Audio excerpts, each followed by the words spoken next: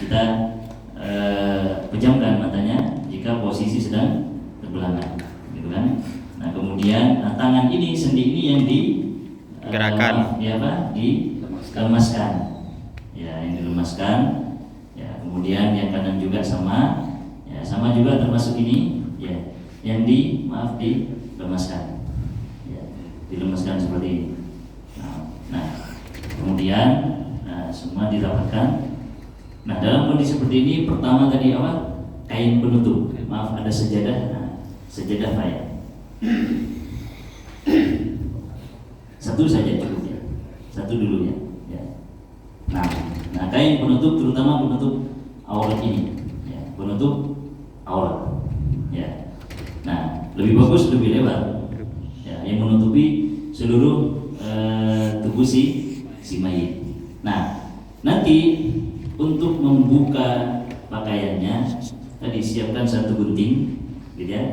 Nah sehingga proses mengguntingnya itu, ya, jadi dari sini, ya, dari sini digunting sampai ke sini, termasuk juga sini, ya, sama sini juga. Jadi menggunting itu tidak kemudian ini disingkap, dibuka, telanjangnya, supaya apa? Menjaga aurat si jenazah, ya, termasuk bagian sini juga sampai ke bawah. Jadi guntingnya itu di bawah, ya, di kiri kanan juga sama. Jadi nanti pakaian dalam kondisi seperti ini bisa ditarik yang atas, ya, yang atas ini bisa ditarik, ya. Nah untuk yang bawah, ya, bisa saat itu juga atau nanti ketika potong kan sudah ditinggal. Itu. Yang di atas bisa ditarik tadi dengan cara sama juga dengan celana. Kalau menggunakan celana bisa digunting itu tadi, ya. Ya kalau ikat pinggang juga dicopot nanti. Ya, jadi aurat tetap terjaga. Nah, proses pembukaan ini ada yang mengatakan nanti ketika di pemandian atau di kamarnya sebelum dimandikan. Kalau yang kemarin kita baca di kitab itu di kamarnya, itu sudah posisi telanjang, tapi auratnya tertutup. Jadi disiapkan tadi kain ya kurang lebih tebal seperti ini untuk menutup. Ya. Kemudian setelah itu ini jenazah sudah disiapkan ya pemandiannya, disiapkan tadi air apa? Tiga air ini, ya 3 air kita siapkan di sini. 3 ember ya. 3 ember ya, 3 ember sama gayung gitu ya. Kemudian taruhlah ini sudah dibawa ke pemandian. Nah di pemandian ini nanti ada 5 orang. Maaf di sini 2 orang Pak. Di sini 2 orang. Ya, gotongnya. Jangan. Ini simulasi Mbak. Simulasi Mbak. Udah ini antum sudah di pemandian Mbak ya. Sudah di pemandian. Nah satu lagi di sini yang membantu. Ayo Pak Andri. Ini. Ya. Kemudian satu di situ untuk suplai air. Nah, satu nanti suplai air. Ya. Nah satu ini tugasnya hanya untuk mensuplai air. Jadi yang inti sebenarnya 1, 2 ini. Ya, ini untuk membantu. Ya, untuk membantu yang 2 orang ini. Gitu. Jadi ya memang harus betul-betul paham minimal 2 orang ini. Ya. Dan tadi cukup dengan 4 orang, 5 orang ini saja. Jadi tidak perlu sini ada orang lagi, sana orang lagi. Jadi air pakai gayung atau pakai selang ya? Pakai gayung ya, pakai gayung. Nah kecuali jika memang ada misal kotoran yang tidak bisa kecuali dengan selang misal seperti itu ya, untuk menambah air ya boleh. Nah, jadi pertama ketika di pemandian apa yang dilakukan? Kemarin kita belajar dibersihkan. Membersihkan kotoran si mayit diposisikan setengah dulu. Nah, jadi ini 2 orang, saya dengan Bapak. Oh tunggu dulu Pak. Mandiri banget si mayit. Kok bangun mayatnya? Nah, jadi ini 2 orang. Nah, tidak ada zombie. Ya. Nah, di saat seperti ini satu menahan, satu, nah, antum yang mengurut, nah, anak yang membersihkan. Ya, tangannya diluruskan dulu, maaf, diluruskan. Ya, tangannya diluruskan ke bawah Pak. Ya. Nah, Mas mayit ya ke bawah dulu aja tangannya. Gambarkan saja. Tidak perlu tegang. Nah, seperti itu. Nah, antum yang mengurut ya ana yang Membersihkan. Ya di daerah lambung ya ke bawah. Ya daerah lambung sini. Nah ini yang dua ini membantu Air. masih air sama Supply. megang ini. Nah gitu. Nah jadi antum kasih air ya. Nah jelas ini tangan khusus untuk membersihkan kotoran itu khusus nanti dan itu nanti akan dilepas. Tuh, jadi di tengah gini Pak. Nah antum apa namanya urut ya sambil dipegang Pak. Ini dipegang ya. Ya antum urut nanti anak siram di dalam. Jadi tugas antum nahan kayaknya. Itu ada bolongan di bagian ekor. Iya, makanya suka ada yang bolongan kan. Atau bisa yang anak ini nanti yang membersihkan. Gitu. Tentu dengan menggunakan peralatan Sarung tangan. sarung tangan yang tebal biasanya. Handscoon. Ya, apa namanya? Handscoon. Handscoon ya. Nah, itu nanti antum yang ngurut, ada yang bersihkan. Gitu, nyiram. Seperti itu. Jadi tugas antum hanya ngurut, dari bagian ngurut ana yang bersihkan. Gitu sampai itu bersih, jelas bersih, nanti minta lagi air ya. Nah, ini tugasnya menjaga aurat. Sekarang tugas antum menjaga aurat dulu. Ya. Jadi air nanti anak sama beliau. Nah, ini ketika bersihkan ini menggunakan air bersih.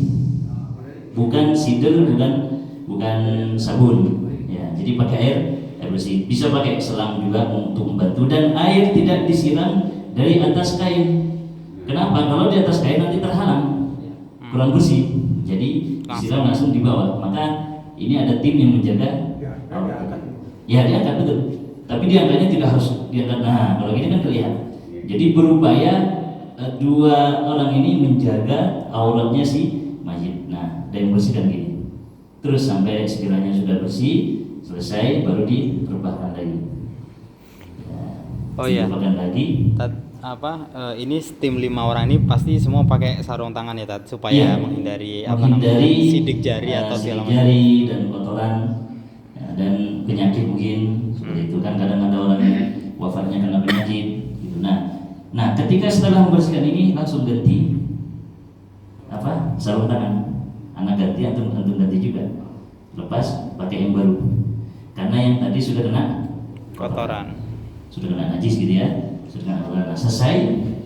Nah, barulah masuk ke langkah berikutnya. Nah, setelah dibersihkan, ada satu lagi yang belum dibersihkan. Daerah mana? Nah, gigi hidung. Ya, gigi hidung ini ya menggunakan kapas. Ambil kapas ya supaya jari kita tidak langsung bersentuhan. Ambil kapas, dimasukkan ke. Nah, jadi tidak dimasukkan air ke sini. Kalau keselak dia. Dimasukkan kapas. Nah, kalau gigi bisa menggunakan sikat gigi atau bisa menggunakan kapas. Cukup dibersihkan dulu. Ya. Jadi pakai sikat gigi atau pakai kapas. Jadi tidak masuk air, Pak. Jadi air itu kapas itu celupkan ke air lalu dibersihkan gitu. Oh berarti nggak pakai odol ya Tat ya? Tidak pakai odol. Tidak pakai odol, tidak masuk air ke situ. Ya, atau pakai siwak. Gitu. Oh, ya. Pakai siwak. Siwak. Ya. Karena siwak juga bagian dari sunnah itu kan untuk membersihkan gigi pakai siwak. Jadi pakai siwak atau pakai alat untuk membersihkan gigi sama hidung. Sudah selesai. Nah, sudah proses memandikan selesai. Setelah itu baru apa? Berwudu. Ya, proses apa? Kumis apa dicukurin tadi? Enggak. Jenggot tidak. Yang dicukur ketika hidup itu nanti setelah mandi.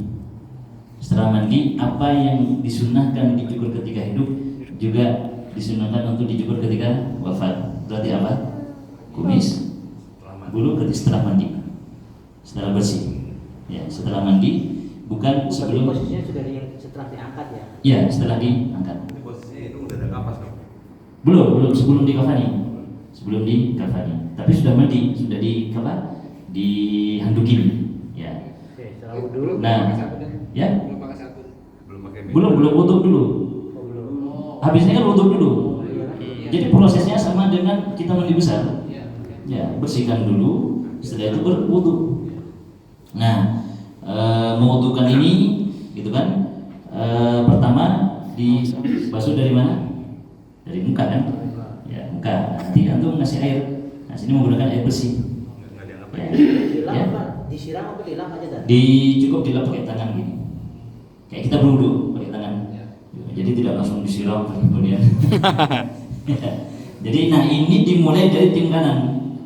Tim kanan. Ya, rongga kanan antum musuh kepala muka, maaf. Nah, setelah muka, setelah itu apa? Tangan kanan. Kemudian baru anak tangan kiri. Jadi antum sebenarnya ketika kanan antum, ketika kiri anak. Nah, setelah itu baru apa?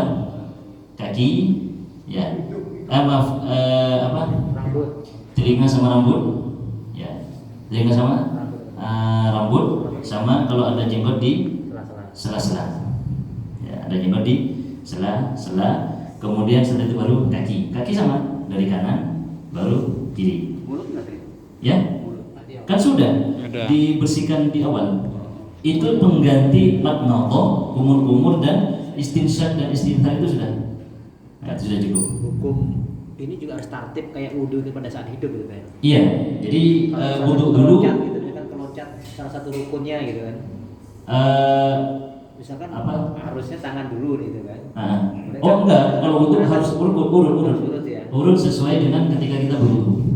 Ya, sesuai dengan ketika berwudhu. Kalau ya keloncat ya diulang saja. Ya kan cuma Mandi dulu. mandi disikat giginya. Ya, sikat gigi, maaf bersihkan perut dulu. Bersihkan gigi, mulut, kemudian hidung, itu ganti matnoto sama istinsyaq istinthar. Saya itu berwudhu. Ya, setelah berwudhu selesai, nah, spesial bersihkan kepala dengan menggunakan air sabun dari bidara. Ya, Kan ya, kepala, bersihkan kepala dengan air bidara. Sama kalau ada jenggot, dijenggot aja. Oh, berarti kayak kalau kita mandi besar Nah, kepala dulu kan. Kalau kita mandi besar mana dulu? Kepala dulu. Sampai air itu menyentuh ke kulit kepala. Kira-kira nyentuh ke kulit kepala. airnya air bider tadi ya. Air bidara. Air sidur. Ya, air sidur. Nah, sudah selesai baru langsung mandi besarnya. Mandi besar gimana caranya? Mulai dari kanan. Ya, mulai dari kanan dari antum berarti kan. Ya, jadi nanti antum mulai air.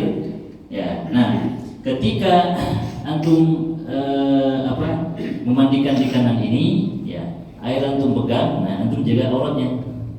Ya, jadi antum nanti maaf dipegang Pak, dipegang, ya. Anda nyiram air, nah gini, ini tetap proses, angkat sedikit, nah nanti tangan yang meraba ke dalam, seperti itu, dan membersihkan. Mulai dari antum dulu kanan, ya. Anak bantu air antum yang ini, yang apa? Tadrik namanya ya, mijit-mijit ya. Apa namanya itu? Gosok lah ya, antum gosok ya. Terus sampai ke bawah. Nah, tangan masuk ini. Jadi jangan disiram di atas, antum tangan di bawah. Kurang maksimal airnya. Nah, jadi sampai ke bawah ke kaki. Ya, nanti ada yang nyiramkan antum yang air putih. Maaf, pertama bidara dulu. Bidara dulu. Ya, nah ini kan kanan selesai, baru dibalik. Dimiringkan. Nah, ketika dimiringkan, maaf. Jangan lama. Jadi tetap begini ya. Ya, antum pastikan aurat terutama ketika memilihkan nih. Jangan sampai ketika memilihkan aurat belakang kelihatan. Ya. Oh, Jadi dia ada turun di sini ya. ya betul. Jadi itu diturunkan. Nah, antum bantu anak memilihkan. Nah, sama nanti air anak nyiram, antum yang gosok sampai ke belakang itu. Gitu. Nah, begitu juga maaf balik. Ya. Begitu juga dengan sebelah sini. Jadi yang kerjasama sama antum. Ya, antum jaga aurat ini. Ya, gitu.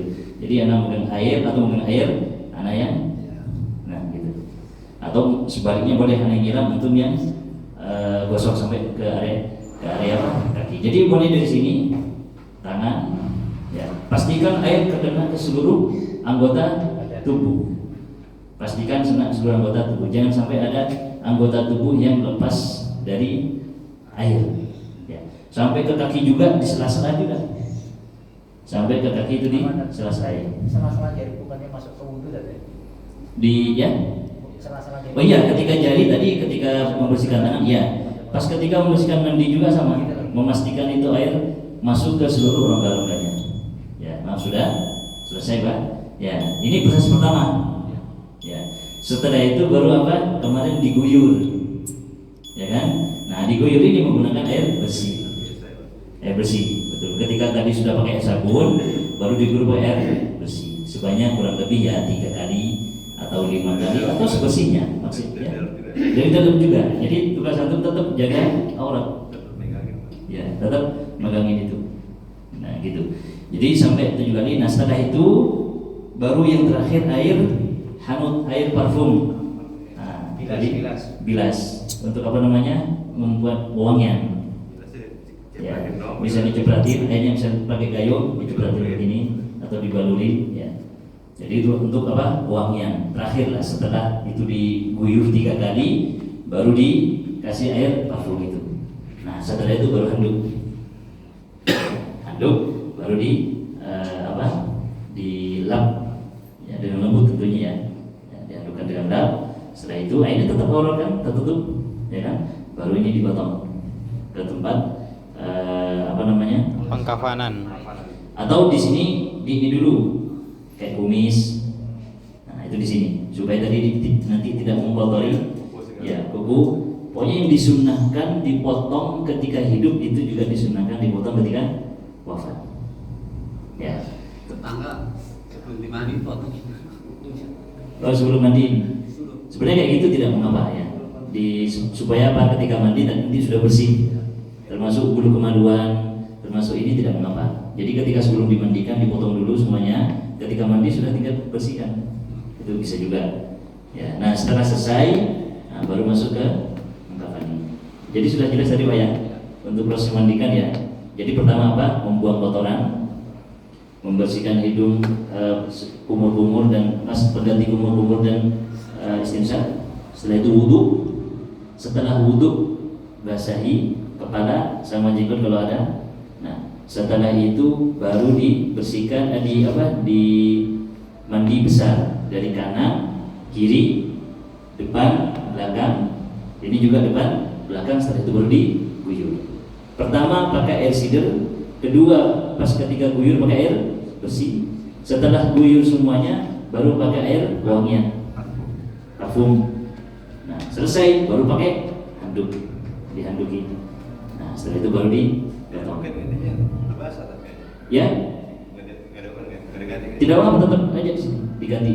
Ya, kalaupun dipotong nanti harus diganti karena kotoran bisa. Nah, menggantinya pun datangkan kain baru. Ini jangan langsung dibuka dulu, taruh baru ditarik ini.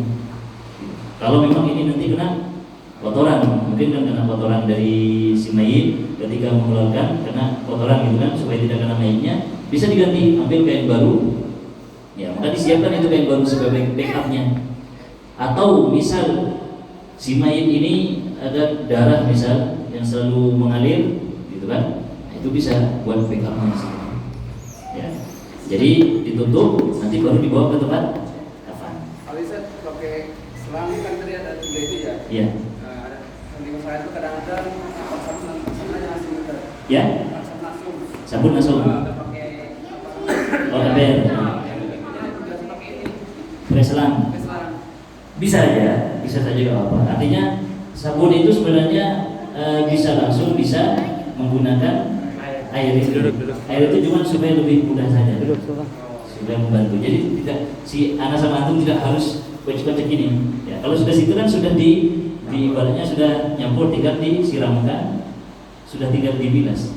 Kalau terakhir masuk ke Ya. tetangga dulu kan. Nah. Sultan. Ya. Nah, kalau darah ini ya, kalau bisa ya. Kasus darah kan ada lubang nih. Masukkan air enggak? Nah, itu tidak masalah. Yang penting nanti kalau misal bisa ketika dihandukin itu dikeluarkan, gitu kan? Ya, tapi tidak dengan nanti bolak-balik lain tidak. Itu semampunya saja, Pak. Ya, kalau misal bisa disumbat dengan kapas, gitu kan? Nah, itu disumbat saja.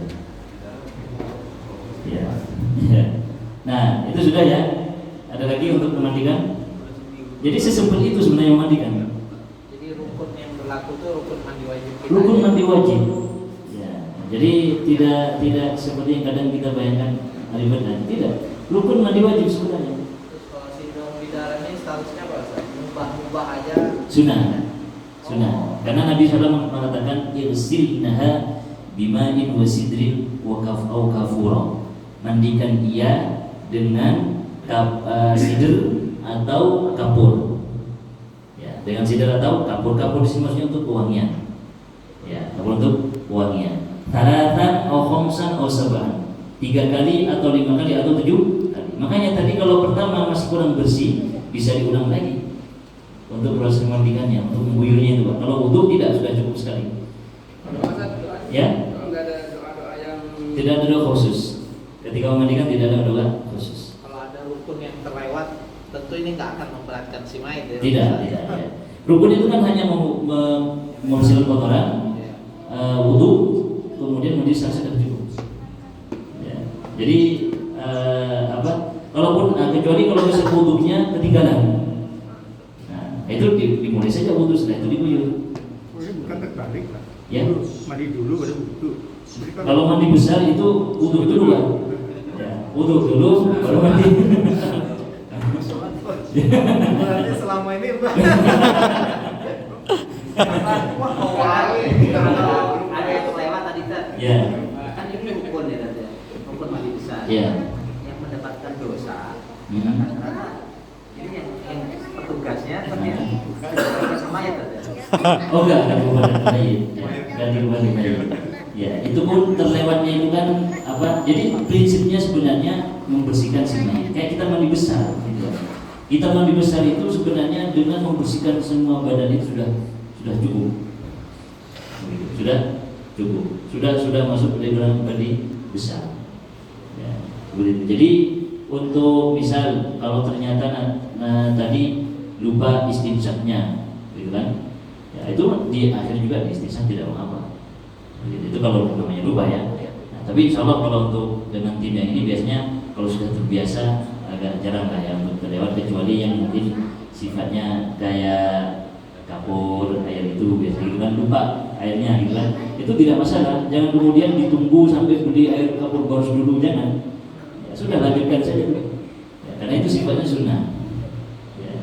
Jadi yang menjadi fardu kifayah itu yang memandikan ini, membersihkan si mayit. Sudah ya memandikan ya. Nah, sekarang adzan dulu, nanti baru bukakan.